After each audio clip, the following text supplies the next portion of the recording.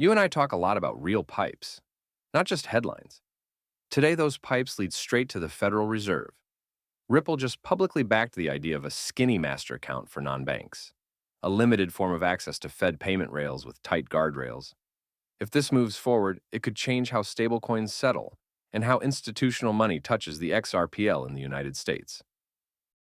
Everything here is for educational and entertainment purposes only, not financial advice. Always do your own research before making any investment decisions. If clear, no hype crypto education helps you make sense of all this. Hit like and subscribe. It tells YouTube this series is worth showing to other newcomers, and it helps me keep building it for you. So what actually happened, and why is Ripple speaking up? The Fed is exploring a narrow, risk-controlled master account format that some people call skinny. Think of it as a limited doorway to Fedwire, ACH, or FedNow, with hard limits and strict conditions. Ripple endorsing this concept signals they want to operate inside the perimeter of regulated money movement, not around it. Quick step back for new friends. What is a master account? A master account is an account on the books of a Federal Reserve Bank that lets an institution settle payments in central bank money. Banks use it every day to move funds instantly and finally between each other across the Fed's systems. If you connect here, you're on the core ledger of traditional finance. What makes a skinny version different? The idea is access with constraints, no interest on balances, strict caps, and no daylight overdrafts or emergency lending. It is designed for safety while allowing qualified, tightly supervised players to plug into the rails. In plain English, a key to the door, but only to the lobby, and you must follow every rule. Who would even qualify? This is where the nuance matters. A skinny path does not mean any startup can tap the Fed. The bar likely remains high. Bank or trust charters, prudential oversight, and risk controls are still the baseline. Ripple's support makes sense because they have been marching toward that level of supervision for years. Why does this matter to XRPL and RLUSD? Right now, most stablecoin redemptions and on-off ramps depend on sponsor banks and correspondent layers.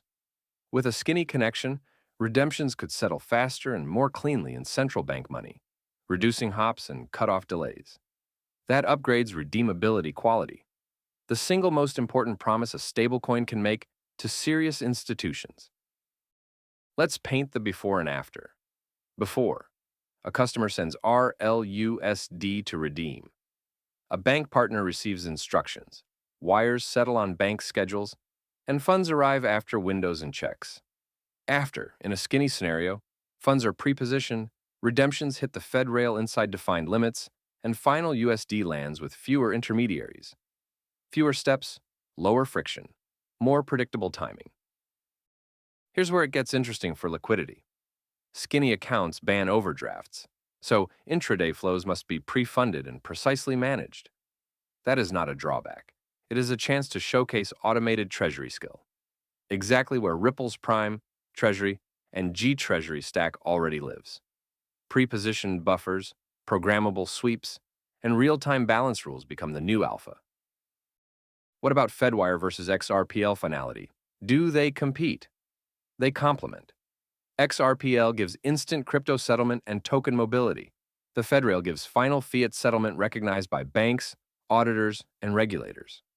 Linking them through a regulated operator means crypto speed meets the trust of central bank money. Zoom out to the wider system, not just Ripple. If a skinny path exists, regulated payment firms, tokenized deposits, and stablecoin operators could seek similar access. But eligibility limits create a moat. Those with charters, custody controls, and mature compliance will move first. The winners will not be the loudest. They will be the most bank-like. Now back to Ripple's angle. Why would they speak up now? Because this is the bridge between their custody and payments world and the Fed's final settlement world.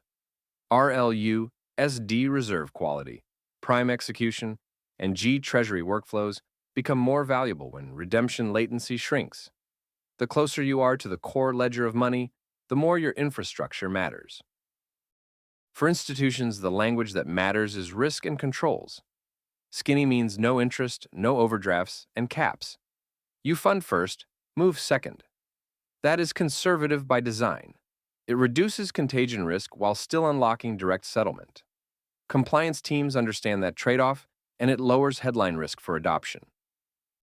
What does this unlock for everyday users indirectly? Faster fiat redemption on the back end means tighter spreads, better uptime, and fewer surprises when money moves in and out of crypto platforms. You may never see the Fed rail, but you will feel the reliability when withdrawals and deposits hit on schedule. Good plumbing is invisible until it is not. Let's demystify the Federal Reserve for a minute. The Fed is America's central bank.